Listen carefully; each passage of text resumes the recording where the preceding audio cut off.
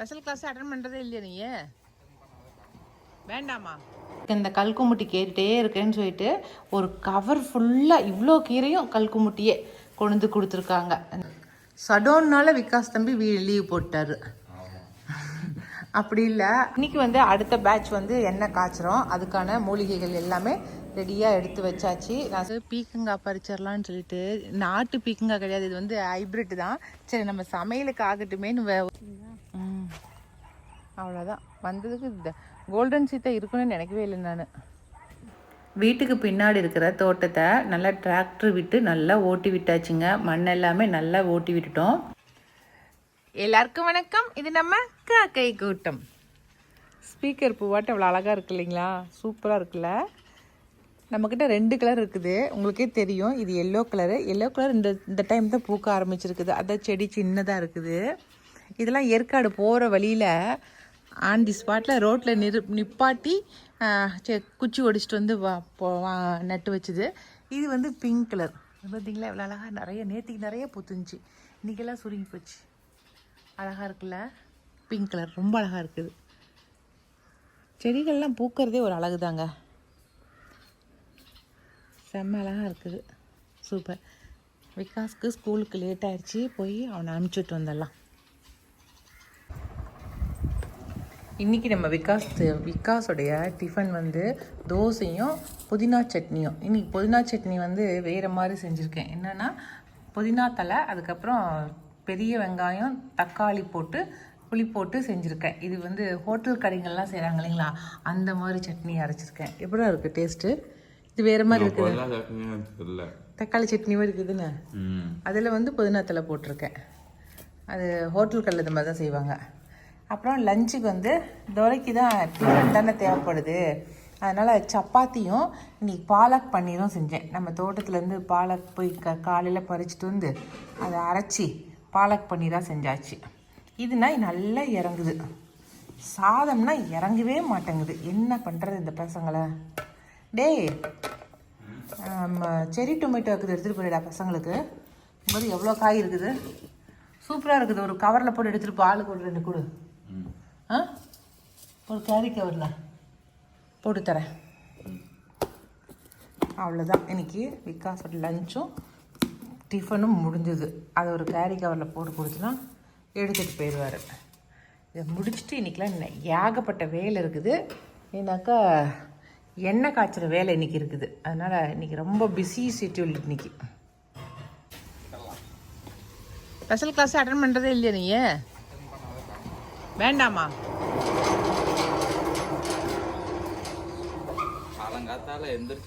என்ன கண்ணு வீங்கி இருக்குது? ஆமாம். யா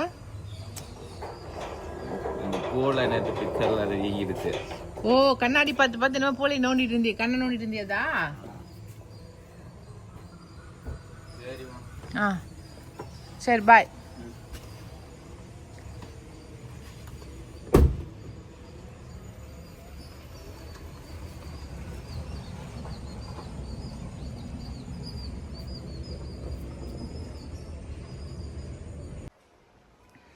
இங்கே இருக்கிற கீரை ஃபுல்லாகவே வந்து குமுட்டி கீரைங்க. கல் குமுட்டின்னு சொல்லுவோம் எங்கள் ஊர் பக்கம். பார்த்திங்களா கீரை சூப்பராக இருக்குல்ல? இது வந்து இப்போ மழை பெஞ்சிருக்குல்ல, அதனால் ஒரு சில இடங்களில் இந்த கீரை ஃபுல்லாகவே முளைச்சிக்கு வரும். அதனால் எங்கள் தோட்டத்தில் இருக்கிறவங்க இந்த கல்குமுட்டி கேட்டுகிட்டே இருக்கேன்னு சொல்லிட்டு ஒரு கவர் ஃபுல்லாக இவ்வளோ கீரையும் கல்குமுட்டியே கொண்டு வந்து கொடுத்துருக்காங்க. இந்தாங்கக்கா குமுட்டி நீங்களே இந்தாங்க குமுட்டி கீரை அப்படின்னு. இதில் கொஞ்சம் நட்டு வைக்கலாமான்னு பார்க்குறேன். நட்டு வச்சா வருமா அப்படின்னு யோசிக்கிறேன். அவங்க வந்து இன்னும் கொஞ்சம் நாள் ஆனாக்கா இது விதை வருங்க்கா, நான் விதை கொண்டு தரேங்கிறாங்க. இதுதான் இதனுடைய பூவு பாருங்க, இதுதான் பூவு. அப்படியே கொஞ்ச நாள் ஆகிட்டா விதை வந்துடும். அதனால் நான் விதையே கொண்டு தரேங்கான்னு சொல்கிறாங்க. இருந்தாலும் இந்த மாதிரி இருக்கிற வேரோடு இருக்கிறத ஒரு 2-3 செடி நம்ம நடவு செஞ்சு பார்க்கலாம். அது வந்து ஒரு சில இடங்களில் தான் முளைக்கும், எல்லா இடங்கள்லையும் முளைச்சி வராது. ஆனால் எங்கள் தோட்டத்தில் இல்லை. இப்போ எப்படி பண்ணைக்கீரையை வந்து நம்ம தோட்டத்தில் வளர வச்சிட்டோமோ, பிடுங்கிட்டு வந்து வச்சோம் இல்லைங்களா, அதே மாதிரி இப்போ குமுட்டி கீரையும் இந்த கல் குமுட்டியும் நம்ம தோட்டத்தில் வளர வச்சிடலாம். இதெல்லாம் நல்லா வேராக இருக்குது. இப்படி வேராக இருக்கிறத மட்டும் நடவு செஞ்சோமாக்கா நல்லா வந்துடும். இதெல்லாம் எடுத்து வச்சு தாத்தாட்ட கொடுத்தோமா அவர் நட்டு வச்சுருவார். சூப்பராக இருக்குது பாருங்கள், வேரோடு இருக்குது. வச்சு தான் பார்க்கலாமே, இவ்வளோ கீரை இருக்குதுல்ல. ஒரு 10 செடிங்களை நட்டு வச்சுமா, வரது வரட்டும். நம்ம அதிர்ஷ்டம். நம்ம தோட்டத்தில் எந்த கீரை வரணும்னு இருக்குதோ அதெல்லாம் முளைச்சி வரட்டும். மீதியை நம்ம கடைஞ்சிடலாம். மற்ற கீரைங்க கூட போட்டு கடைஞ்சாலும் நல்லாயிருக்கும். இது வெறுங்கீரையே போட்டு கடைஞ்சாலும் நல்லா இருக்குங்கிறாங்க. அது எப்படி கடையிறதுன்னு எங்கள் மாமியாரை கேட்டுட்டு கடைஞ்சிடலாம். சூப்பர். ஓகே, மழைக்காலம் வந்துருச்சு இல்லைங்களா? இப்போ கீரைக்கு பஞ்சமே இருக்காது. உங்கள் ஊர் பக்கம்லாம் எந்த கீரை ரொம்ப அதிகமாக விளையுது அப்படிங்கிறத சொல்லுங்கள். எங்கள் ஊருக்கு பக்கம் தொயிலும் பண்ணையும் தான் அதிகமாக விளையும். உங்கள் ஊர் பக்கம் என்ன விளையும்? பாசாக்கீரை சொல்லவே முடியல, சான்ஸே இல்லை. பாசாக்கீரை எப்போ நாங்கள் ஓட்டி போட்டாலும் நிறையா முளைச்சிரும். அதனால் இதெல்லாம் தான் எங்கள் ஊர் பக்கம் வரும். உங்கள் ஊர் பக்கம் என்னென்ன கீரைகள் வரும் அப்படிங்கிறத சொல்லுங்கள்.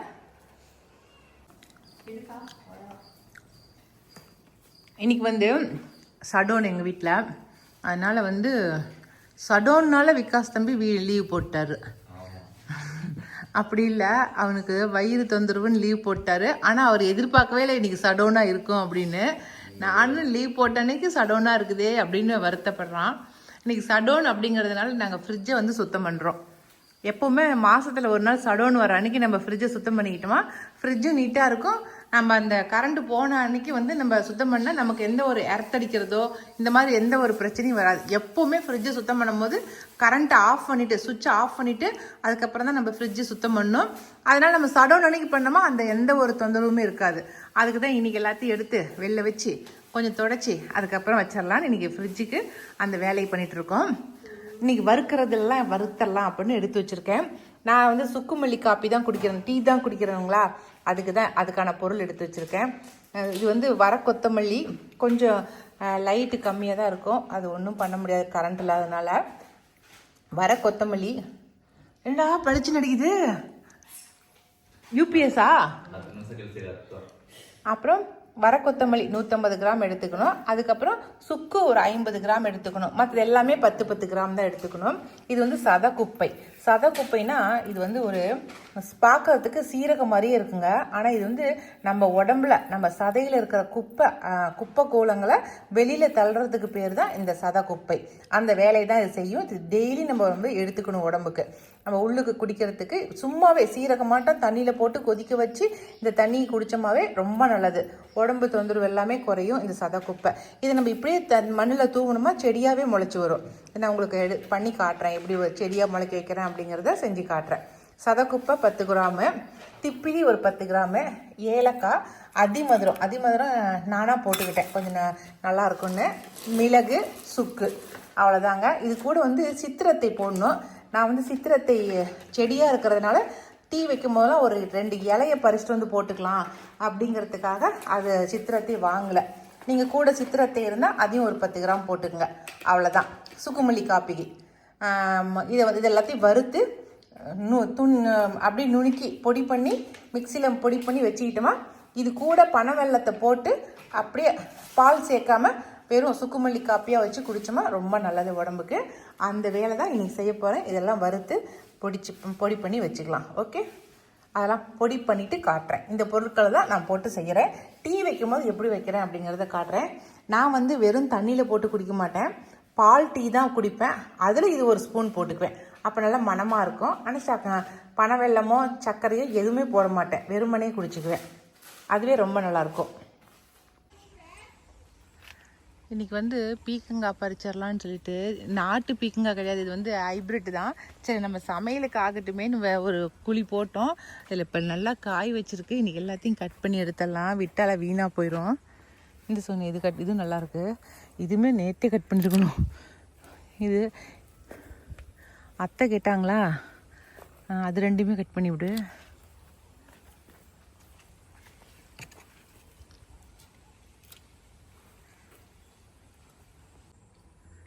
இதெல்லாம் பிஞ்சா இருக்குது, ரொம்ப பிஞ்சா இருக்குது, வேண்டாம். நாளைக்கு இல்லை நாளைக்கு படைக்கலாம். சரி ஓகே. மேலே எங்கேயாவது இருக்குங்களா? இல்லை அவ்வளோதான், தெரியல. மேலாம் எதுவும் இல்லை, இருந்தால் கீழே தொங்கும்ல. இதுக்கப்புறம் அங்கே அதெல்லாம் சின்னதாக தான் இருக்குது எல்லாமே. அது பிஞ்சு தான்.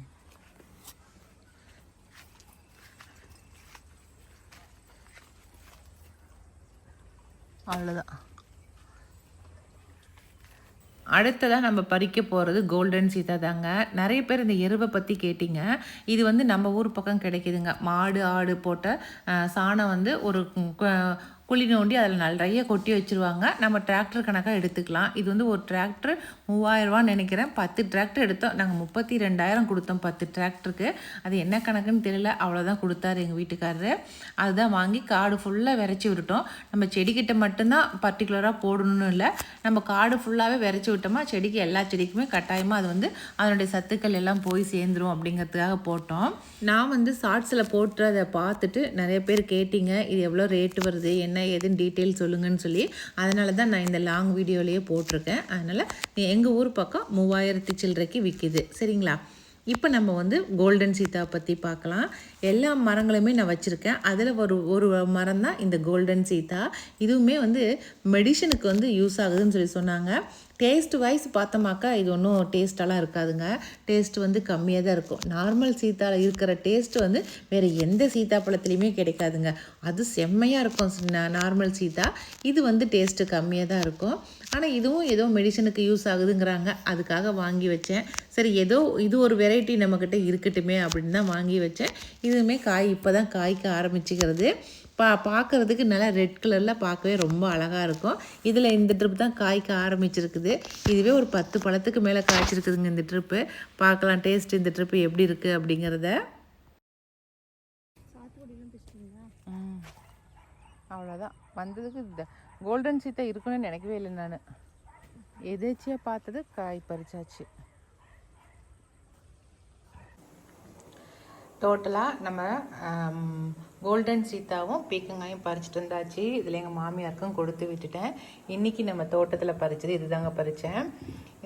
சுக்குமல்லி காப்பிக்கெல்லாம் எடுத்து வச்சேன் இல்லைங்களா, அது பாருங்கள் வறுத்து மிக்சியில் போட்டு அரைச்சிட்டேன். இப்படி தான் இருக்கும்.